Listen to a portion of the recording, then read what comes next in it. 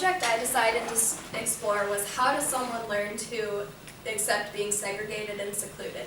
I decided to look further into this question because most people will never learn how to accept these circumstances, with good reason of course, and may suffer mentally and physically. For someone to find a good thing in a bad situation, it takes a lot of strength, and I wanted to see if someone could come to that reasoning. The text pieces I decided to study all address the topic of isolation and alienation in very different ways, but they all revolved around how people coped with the situation.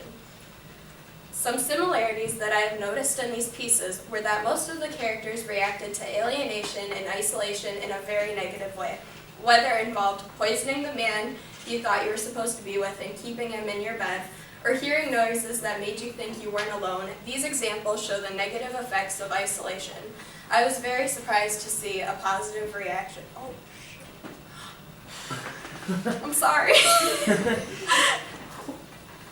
Okay, the first story I'm going to talk about is The Raven. The Raven talks about a man who is so absorbed in his isolation that he begins to hear knocking sounds in his room that he believed came from people. Later on, he came across a raven, which also was only an illusion of his mind. In A Rose for Miss Emily, we are introduced to Emily, a woman who has suffered the loss of her dad and the abandonment of her husband.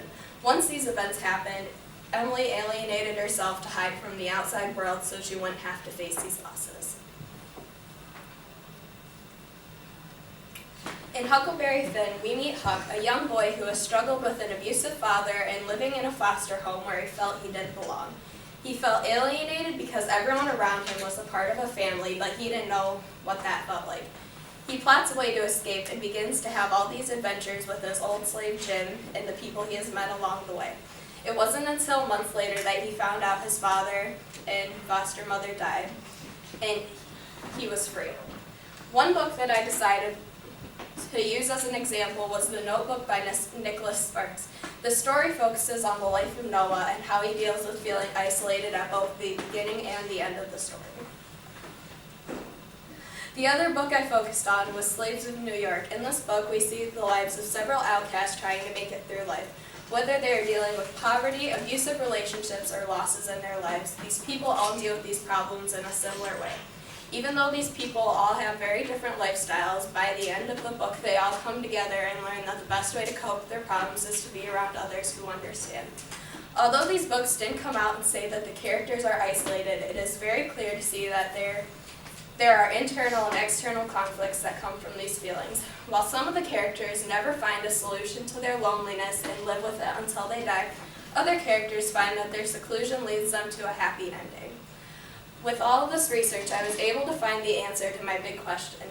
Every person that deals with alienation and isolation in a different way. Some people believe that these feelings can lead them to a dark place in their lives. What really surprised me is that few people actually find happiness in these feelings and are able to work through it to get what they want in the end. Only a select few people find coping with others who have experienced similar situations. So what I have learned is that if you do feel isolated, some of the best ways to cope are to do what you love or finding someone who can help you through, because in the end, you never really are alone.